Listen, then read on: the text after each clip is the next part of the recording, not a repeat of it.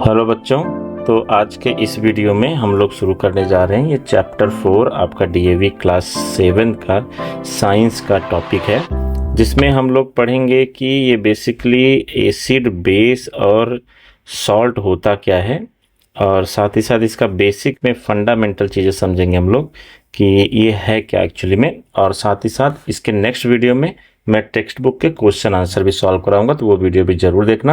और बच्चों, अगर आप चैनल पर नए हैं तो प्लीज़ सब्सक्राइब कर लीजिए चैनल को, सो दैट जितने भी वीडियोज और एग्ज़ाम के प्रिपरेशंस नोट्स वगैरह हो वो आपको जो है इमीडिएटली मिल जाए। नोटिफिकेशन बेल को भी आप जो है प्रेस कर लीजिएगा, ठीक है। यहाँ पर मैं आपको सारा जो स्टडी मटेरियल के साथ साथ explanation, MCQ, assertion reason type question भी सॉल्व कराता हूँ, तो फिर इसलिए चैनल को सब्सक्राइब कर लीजिए। तो चलिए शुरू करते हैं, फिर देखते हैं एसिड बेस और सॉल्ट होता क्या है। तो बच्चों देखो, वर्ड टू वर्ड जाएंगे हम लोग, और इसमें इंपॉर्टेंट जो पॉइंट्स है ना उसको हम लोग जो है डिस्कस कर लेंगे, ठीक है। तो इंपॉर्टेंट पॉइंट जो एग्जाम के पॉइंट ऑफ व्यू से एग्जाम में जो क्वेश्चन आते हैं टेक्स्ट बुक से डायरेक्ट वाले क्वेश्चन, उस पर हम जो है ज़्यादा फोकस करेंगे, ठीक है। तो देखो बच्चों, यहाँ पर क्या लिखा है कि We all know that there are a wide variety of material around us. They differ from one another in color, order, taste, physical state, and other property. We often use such properties to classify substance and material into different categories. ये general चीज़ें हैं, हमें पता है हमारे आसपास बहुत सारी चीज़ें होती हैं, ठीक है। कुछ नेचुरल होती हैं, कुछ मैन मेड होती हैं। हालांकि हम आजकल जो है बहुत सारे मैन मेड आर्टिफिशियल चीज़ों से घिरे पड़े हैं, लेकिन असली मज़ा तो जो है नेचुरल चीज़ों में ही होता है, प्रकृति के बीच में होता है। तो यहाँ पर देखो, some material like lemon, vinegar and tamarind have sour taste, ठीक है बच्चों। These materials taste sour due to presence of chemical called acid. तो देखो, कुछ मटेरियल में जो है इस तरह का टेस्ट होता है, और इस तरह के टेस्ट की वजह से हम उन्हें एसिड कहते हैं। अब देखो बच्चों, इसका मतलब ये नहीं कि आप कुछ भी जो है टेस्ट करने लग जाए, ठीक है। हमारे आसपास खतरनाक चीज़ें भी हो सकती हैं, तो सब चीज़ को टेस्ट नहीं किया जाता है। जस्ट ये स्कूल में हमें पढ़ाया जाता है कि इस तरह का टेस्ट होता है, उसमें एसिड होता है, इसलिए इस तरह का टेस्ट होता है, राइट। इसका मतलब ये नहीं कि आप घर में जाकर हर चीज़ें उठा उठा के जो है टेस्ट करने लग जाएं, जो है जीभ पे रख के जो है उसके मज़े लेने लग जाएं। उसमें कुछ डेंजरस चीज़ें भी हो सकती हैं, तो इस तरह की चीज़ें हमें नहीं करना है, ठीक है। Other mineral like baking soda and soap have bitter taste, it is due to presence of chemical called base, ठीक है। तो देखो, बहुत सारे बच्चे क्या होते हैं, वो साबुन भी खा जाते हैं नहाने के टाइम पर, राइट। तो बेसिकली उसका टेस्ट अलग होता है, साबुन में जो है बेस होता है, इसलिए उसका टेस्ट अलग होता है, ठीक है। इसका मतलब ये नहीं कि हम जो है उसको टेस्ट करने लग जाए। देखो यहाँ पर बच्चों क्या लिखा है, caution, it is dangerous to taste any unknown substance either at home और इन स्कूल, ठीक है। आप स्कूल में हो या फिर घर पर या कहीं पर भी हो, किसी भी चीज़ को जो है छोटे बच्चों की तरह उठा के मुंह में नहीं डाल लेना, ठीक है। बिकॉज अभी आप 7th स्टैंडर्ड में पहुंच गए हो, तो इतना तो हमें जो है दिमाग लगाना चाहिए कि हर चीज़ जो है खाने की नहीं होती है, टेस्टी नहीं होती है, सो दैट उसको हम टेस्ट करें, राइट। तो इस तरह की चीज़ों से बचना है। The term acid has been derive from Latin word acidus which means sour. तो ये सोर टेस्ट की वजह से ही इसका नाम एसिडस जो है ग्रीक लैटिन वर्ड में जो है इसका मीनिंग होता है, इसलिए इसका नाम एसिड रख दिया गया। All sour testing material contains acid. Acid are classified into 2 categories, ठीक है। तो इस तरह का जो टेस्ट अपने पास रखते हैं उनको हम लोग जो एसिड कहते हैं, और एसिड 2 तरह के होते हैं। अब 2 तरह के एसिड बच्चों आपको पता ही होगा, ठीक है, कि बेसिकली इसमें जो है जो एक मैन मेड होता है और जो नेचुरली हमें मिलता है, राइट। तो उसको हम लोग जो है इस तरह से करते हैं, राइट। तो चलिए बढ़ते हैं नेक्स्ट पॉइंट की तरफ।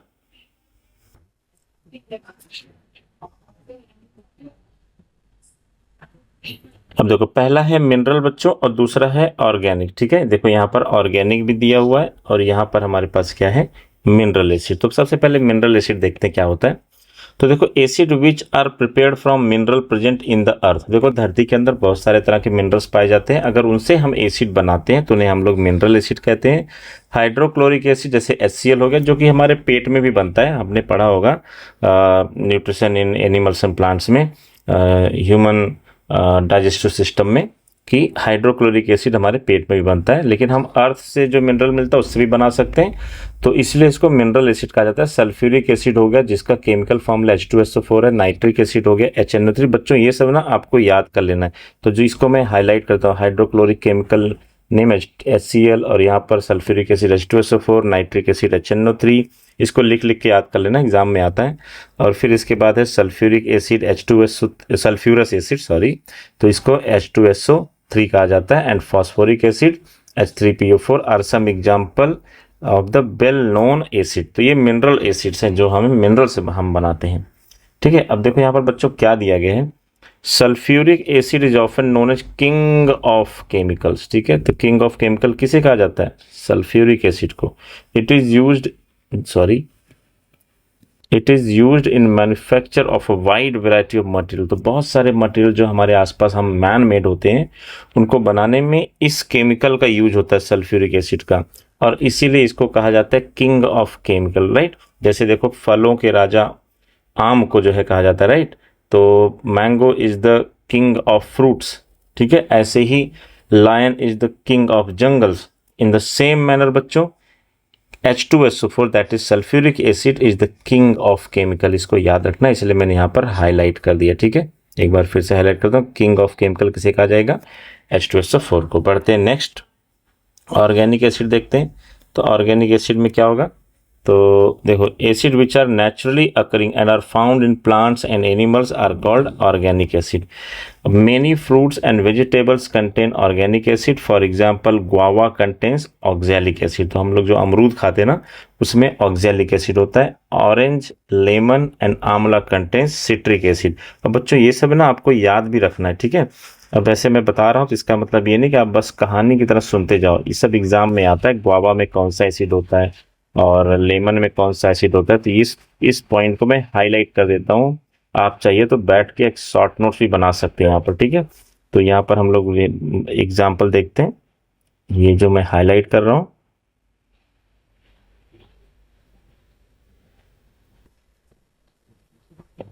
ओके। तो ये जो है हमको ये लाइन याद रखनी है। विनेगर कंटेंस एसिटिक एसिड, देखो यहाँ पर एसिटिक एसिड है C3CH3COOH, ये केमिकल फॉर्मूला है, ठीक है। चलिए आगे बढ़ते हैं।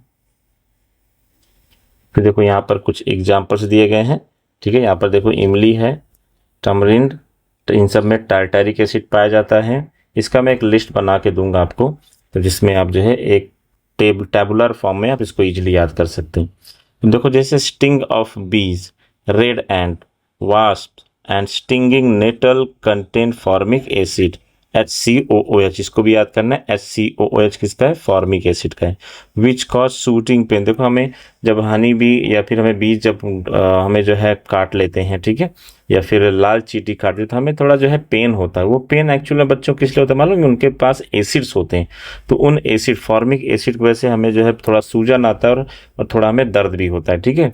हालांकि वो ज़्यादा डेंजरस नहीं होते, ठीक है, वो बाद में ठीक हो जाता है। लेकिन जैसे स्कॉर्पियो हो गया, तो स्कॉर्पियो के अंदर भी जो है एसिड पाया जाता है उसके डंक के अंदर, जो कि बहुत ही पावरफुल पेन क्रिएट करता है, ठीक है। तो इसलिए इन सब चीज़ों से बच के रहना है। अब देखो acid like hydrochloric acid, nitric acid, sulphuric acid and phosphoric acid are strong acid. They are what? Strong acid. Acid like citric acid, acetic acid, carbonic acid and formic acids are weak acid. तो ये जो sting of bees, red and में जो formic acid पाया जाता है ना बच्चों, तो ये वीक होता है, इसलिए हमें ज़्यादा नुकसान नहीं होता, ठीक है। लेकिन स्ट्रॉन्ग एसिड जो होगा वो हमें नुकसान करता है, ठीक है, ये बर्न्स एक्चुअली।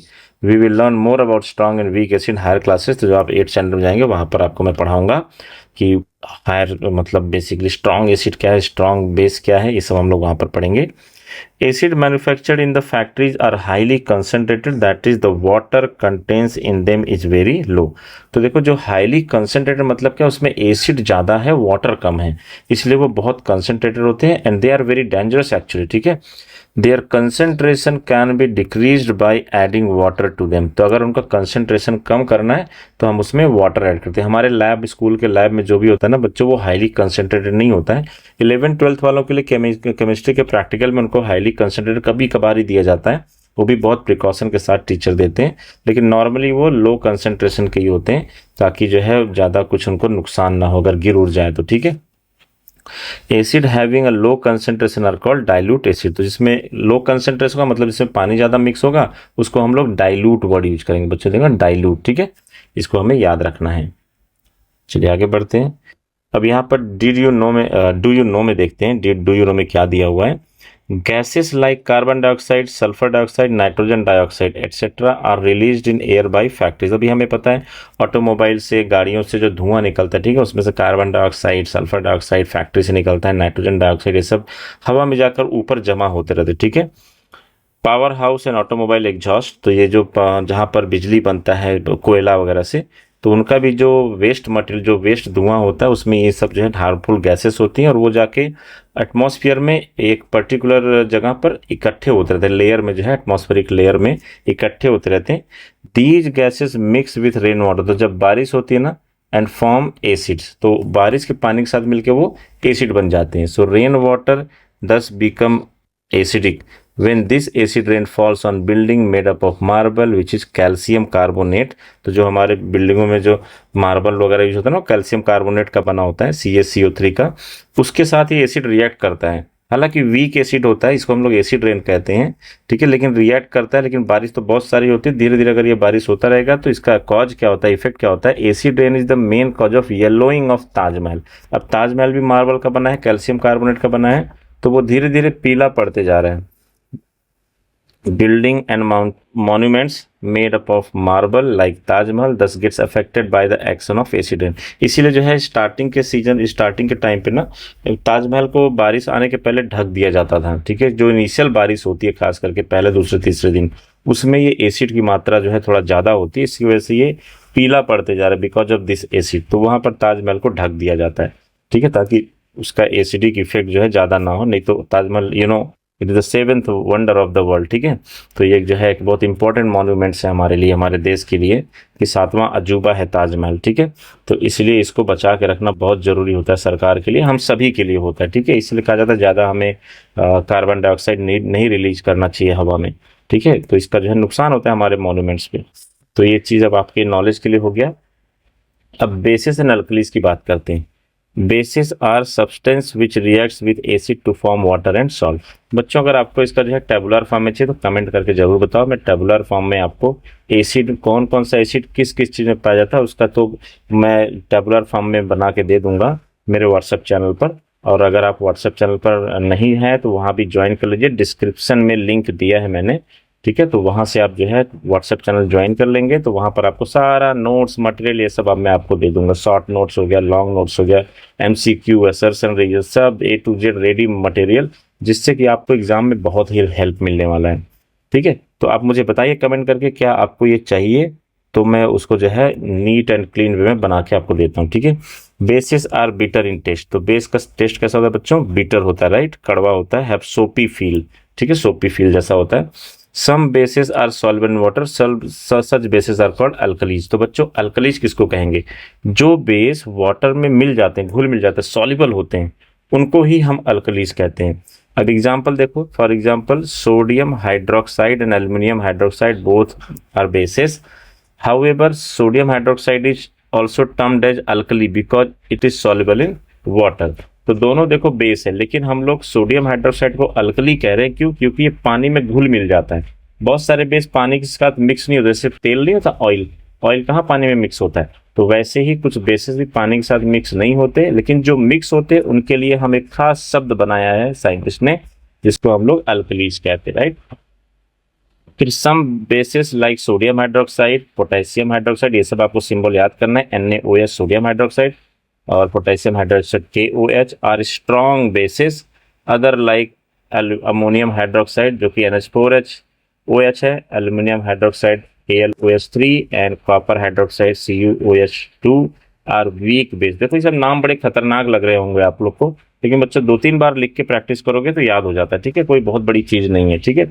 तो इन सब को हम लोग वीक बेस कहते हैं और ये सब जो हमारे स्ट्रॉन्ग बेस है, राइट। तो यहाँ पर हमारा बेस वाला टॉपिक खत्म हो जाता है। फिर हम आते हैं इंडिकेटर। अब देखो बच्चों, अब जो बिटर टेस्ट होता है बेस का, ठीक है, और इसके बाद सोर टेस्ट होता है जो एसिड का, ठीक है। तो क्या हम हमेशा जो है टेस्ट करके ही समझेंगे कि कौन सा चीज एसिड है कौन सा बेस है? इसमें तो बहुत बड़ा रिस्क है ना। टेस्ट जो हमें पता होना चाहिए, लेकिन ये नहीं कि हम हर चीज को टेस्ट कर लेंगे। अगर स्ट्रॉन्ग एसिड हो तो आपका जीभ खराब कर देगा, जीभ जला देगा, राइट। तो ऐसे में जो है हम सब चीज़ को टेस्ट नहीं करते, इसलिए हमने जो है इंडिकेटर्स बनाए हैं, या फिर कुछ चीज़ें नेचुरली इंडिकेटर जो इंडिकेट करते हैं कि कोई भी चीज़ वो एसिड है या बेस है।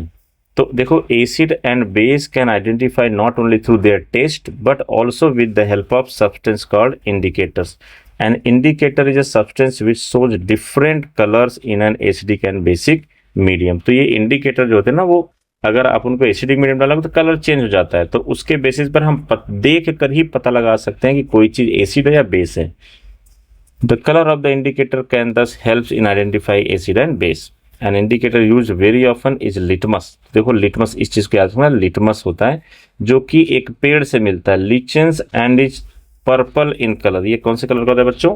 पर्पल। तो इस चीज को याद रखना है, लिचेंस का जो कलर होता है वो कौन सा होता है? पर्पल कलर होता है। Its colour changes to red in an acidic medium and blue in basic medium. ठीक है, तो रेड, और अब इसको आपको इस चीज को हाईलाइट करना है, इसको याद रख लेना है कि अगर एसिड होगा, ठीक है, changes to red in acidic medium and blue in basic medium. ठीक है, इसको हमें याद रखना है। तो पर्पल कलर होता है, लेकिन अगर आप उसे एसिड में डालेंगे तो वो रेड कलर का हो जाएगा। जो पर्पल कलर है ना बच्चों, वो हो जाएगा आपका रेड कलर का। और अगर बेस में अगर आपने डाला है तो वो हो जाएगा ब्लू। ठीक है, now litmus can be used as an indicator in the form of solution. In practice, it is more common to use paper strip that has been dipped in litmus solution and allow to dry. Such paper is called litmus paper. तो देखो, ये जो litmus है उसको, ठीक है, उसको convert करके जो है उसमें पेपर में डाल दिया जाता है, पेपर उसमें उसके अंदर डाल दिया जाता है, और वो जो पेपर बन के निकलता है ना, वो जो पेपर बन के निकलेगा, अब वो बन गया लिटमस पेपर, क्योंकि उसमें लिटमस लगा हुआ है। ठीक है, तो लिटमस पेपर जो है बहुत ज़्यादा यूज होता है एसिड और बेस को टेस्ट करने के लिए। देखो, यहाँ पर एक एक्टिविटी है, ठीक है। अब ये लेमन जूस है, लेमन जूस आपको पता है एसिडिक होता है, ठीक है। तो जब आप डालोगे तो ये जो colour of the litmus paper changes to red due to presence of acid, right. और यहाँ पर colour of litmus changes to blue, तो लिटमस पेपर का कलर यहाँ पर देखो ब्लू कलर का हो गया ना ये, और ये रेड कलर का हो गया। ठीक है, तो ये जो है हम लोग पता लगा सकते हैं कि कौन सा चीज़ एसिड है, कौन सा चीज़ बेस है। बार बार उसको जो है टेस्ट करने की जरूरत नहीं है। टर्मरिक हो गया, हल्दी हो गया, can also act an indicator in terms red in basic medium. इसको हमें याद रखना है कि अगर बेसिक मीडियम होगा तो ये जो है रेड कलर का हो जाता है, and remains yellow in acidic medium. तो आपको पता है टर्मरिक येलो कलर का होता है, अगर एसिड में डालोगे तो येलो ही रहेगा, लेकिन अगर बेस में डाल दिया तो उसको रेड बना देता है। Have you ever notice what happened when soap is rubbed on turmeric stain on your handkerchief. तो बच्चों, ये घर पे भी आप कर सकते हो, ठीक है। तो आप देखोगे कि इसका कलर चेंज हो जाएगा। और कमेंट करके बताओ कौन सा, हाँ ये चीज़ आप कमेंट करके बताओ कि अगर कपड़े पर जो है अगर आप हल्दी लगाए उस पर साबुन लगा दो तो कौन सा कलर आपको मिल रहा है, वो मुझे आप कमेंट करके ज़रूर बताओ, ठीक है। और मैं उसका रिप्लाई भी दूंगा फिर। Juice of China rose, hibiscus होता है ना, petals can also be used as natural indicator, it turns dark pink magenta. ठीक है, अगर आपको कलर ब्लाइंडनेस नहीं होगा बच्चों तो आप जो है डार्क पिंक देखोगे when added to an acid and turns green when added to a base. तो वो जो पेटल्स है, जो गुड़हल का फूल होता है ना, हिबिस्कस हो गया जैसे, तो हिबिस्कस का जो पेटल होता है, एक पेटल लेना है, और अगर आप उसको एसिड में डालते हो, ठीक है, तो वो डार्क पिंक कलर का वो पत्ता हो जाएगा, ठीक है। और अगर आप उसको बेस में डालते हो तो ग्रीन कलर का हो जाएगा। Another commonly used indicator is phenolphthalein, it is colourless in an acidic medium and turns pink in a basic medium. तो फिनोफ्थलीन जो है बहुत ज़्यादा यूज होता है लेबोरेटरी वगैरह में, तो इसमें जो है ये पिंक हो जाता है कि इसमें बेसिक मीडियम में, और एसिडिक मीडियम में ये कलरलेस रहता है, ठीक है। ओके, तो अब हम लोग पढ़ेंगे neutralisation and formation of salt, ठीक है। तो न्यूट्रलाइजेशन रिएक्शन बच्चों पहले भी आपने पढ़ा हुआ है, a chemical reaction between acid and base known as neutralisation reaction. Neutralisation क्यों कहा जाता है कि जैसे देखो बच्चों, एसिड है, ठीक है, और बेस है, तो जब आप दोनों को ऐड करेंगे ना तो दोनों जो है क्या होंगे बेसिकली, ये बनाएंगे सॉल्ट प्लस वाटर। अब देखो ये जो है ना, ये जो मतलब जो एसिड बेस एक दूसरे को जो है क्या करते हैं, न्यूट्रलाइज कर देते हैं। या ये मैथ्स में जैसे हम लोग पढ़ते हैं ना कि +5 -5, तो ये दोनों मिलके क्या देंगे आपको, 0 देंगे, राइट। तो ये क्या हुआ, +5 -5 एक दूसरे को न्यूट्रलाइज कर दिया। वैसे एसिड और बेस एक दूसरे के इफेक्ट को न्यूट्रलाइज कर देते हैं और बनाते हैं नमक और पानी, that is salt and water. And since here they are neutralizing effect of each other, therefore they are called neutralization reaction. When such a reaction takes place, water and salts are formed. During neutralization the acid and the base cancel the effect of each other, ठीक है, दोनों के effect cancel हो जाते हैं। फिर ये छोटा सा एक्टिविटी है, स्कूल में कराया जाएगा आपको। यहाँ पर देखते हैं हाइड्रोक्लोरिक एसिड के बारे में कुछ इंपॉर्टेंट इंफॉर्मेशन है। Hydrochloric present in small quantities in our stomach, helps in digestion of food. However, when an excess of this acid gets secreted in stomach, it causes uneasiness, nausea and pain. To cure this problem, we have to take medicine called antacid. बड़ा important line है बच्चों, इस पर question आता है, ठीक है। Antacid लेते हैं, तो इसमें क्या होता है, these contains a mild base which neutralise the excess acid present in stomach. तो बच्चों हमारे स्टमक में, देखो स्टमक के बाद जो होता है स्मॉल इंटेस्टाइन, लार्ज इंटेस्टाइन, तो स्टमक में जो है फूड के डाइजेशन के लिए स्टमक जो है हाइड्रोक्लोरिक एसिड रिलीज करता है, ठीक है। अब आप सोच रहे होंगे कि सर ये जो हाइड्रोक्लोरिक एसिड रिलीज हो रहा है क्या हमारे लिए डेंजरस है?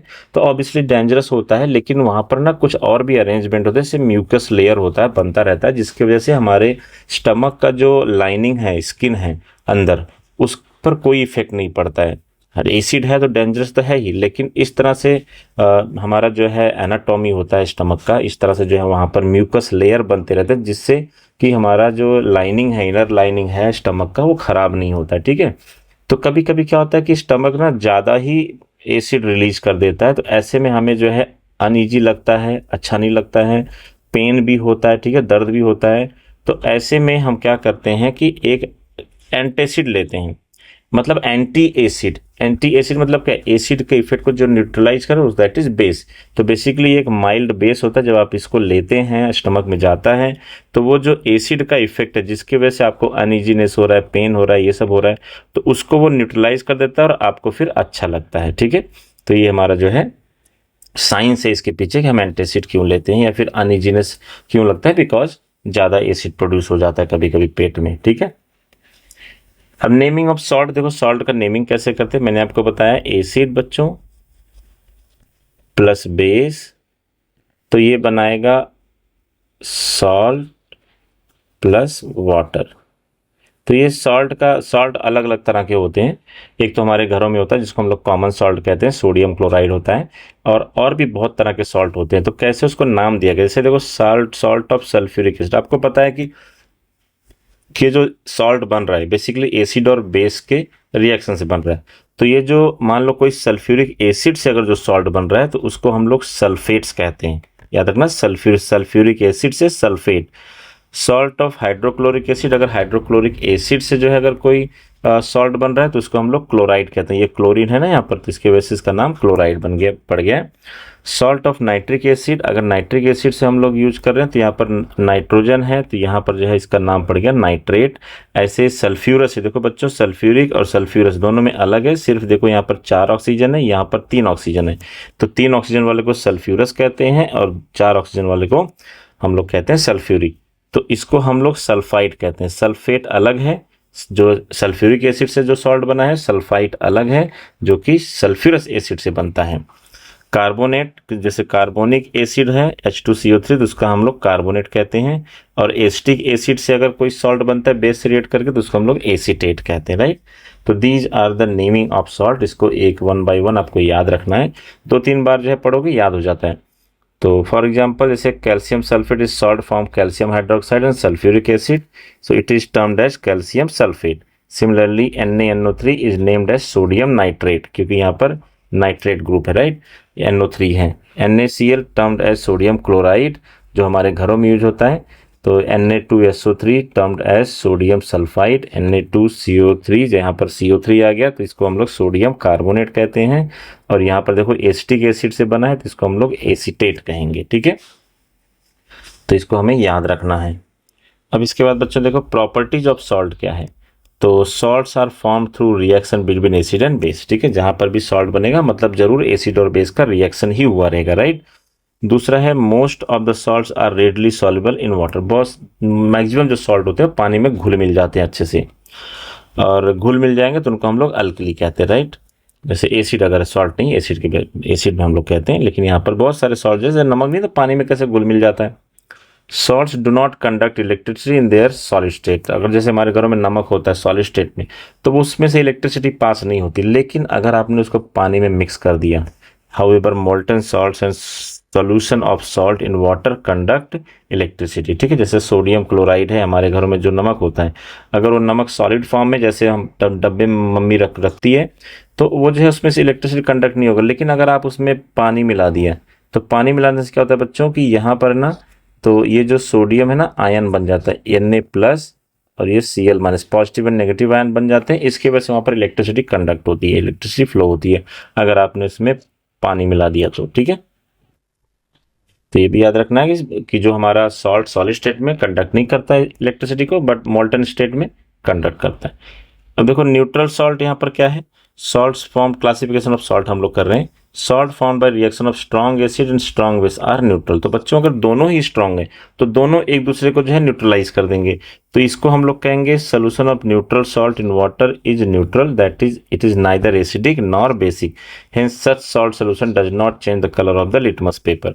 तो बेसिकली वो स्ट्रॉन्ग एसिड और स्ट्रॉन्ग बेस को ऐड करोगे तो दोनों एक दूसरे के इफेक्ट को न्यूट्रलाइज कर देंगे और वहां पर जो है न्यूट्रल सॉल्ट बनेगा। ठीक है, क्योंकि उसमें ना एसिडिक होगा प्रॉपर्टी ना बेसिक होगा। Sodium chloride is a neutral salt as it formed by reaction of a strong acid HCl and strong base NaOH। जैसे पोटेशियम क्लोराइड हो गया, पोटेशियम नाइट्रेट हो गया, Na2SO4 हो गया, are some other example of neutral salt. ठीक है, ये बेसिकली आपको याद रखना है, strong acid strong base react करेंगे तो न्यूट्रल सॉल्ट बनेगा। दूसरा है एसिडिक सॉल्ट। अब बच्चों देखो जैसे यहाँ पर जब आप एसिड और बेस को ऐड करेंगे तो वो जो बनेगा वो होगा वाटर प्लस सॉल्ट। ठीक है, अब मान लो एसिड अगर जो है ज़्यादा स्ट्रांग है लेकिन बेस जो है वीक है, तो बेस जितना न्यूट्रलाइज कर पाएगा करेगा एसिड को, लेकिन कुछ उसमें एसिडिक इफेक्ट रह जाएगा, तो इसलिए हम लोग इसको कहेंगे एसिडिक सॉल्ट। ये सॉल्ट बनेगा इसमें इसके अंदर एसिडिक नेचर होगा, तो लिटमस पेपर यहाँ पर कलर चेंज कर देगा अपना। Salt formed by reaction of strong acid and weak base are acidic salt. Solution of an acidic salt in water is acidic, so that is it would changes the colour of the blue litmus paper to red. तो blue litmus को red में convert कर देगा, right. Ammonium chloride is an acidic salt, it is formed by the reaction of a strong acid and weak base. तो ये सब जो है एग्जाम्पल हैं, ठीक है। तो are some example of acidic salt, मतलब एसिडिक सॉल्ट मतलब जिसमें एसिड का नेचर हो, ठीक है। और ये कब होगा, जब एसिड स्ट्रॉन्ग होगा और बेस जो है वीक होगा, तभी ये चीज होगा। चलिए next, basic salt. Basic salt ठीक इसका उल्टा बच्चों, salts are formed by reaction of weak acid and strong base are basic salt. तो यहाँ पर भी वही चीज होगा, एसिड वीक पड़ गया और जो है बेस स्ट्रॉन्ग है, तो जो सॉल्ट बनेगा उसके अंदर जो है इस बेस वाले गुण होंगे, बेस वाली प्रॉपर्टीज होंगी। Solution of basic salt in water is basic, that is changes the colour of red litmus paper to blue. तो अगर आप जो है उसको पानी में मिला के और रेड लिटमस पेपर डालेंगे तो वो ब्लू में कन्वर्ट हो जाएगा, क्योंकि उसके अंदर बेसिक नेचर है, राइट। सोडियम एसिटेट हो गया, जो basic salt is termed is formed by the reaction of weak acid, that is acetic acid CH3COOH and strong base sodium hydroxide. तो यहाँ पर जो है कुछ एग्जांपल्स दिया है और some other example of basic salt, ठीक है, इसमें बेस के नेचर होंगे। तो बच्चों इसी के साथ ये आपका टॉपिक खत्म हो जाता है। इसके बाद नेक्स्ट वीडियो में हम लोग इसमें जो है ये जो फिलिंग द ब्लैंक्स हैं और ये सब जो आपका मैच द फॉलोइंग, ये सब जो क्वेश्चन आंसर ये करेंगे, ठीक है। तो वो वीडियो जरूर आप देखना और चैनल को सब्सक्राइब कर लो ताकि आपको पूरा अपडेट मिलता रहे। मिलते हैं नेक्स्ट वीडियो में। Thank you. Take care. Bye.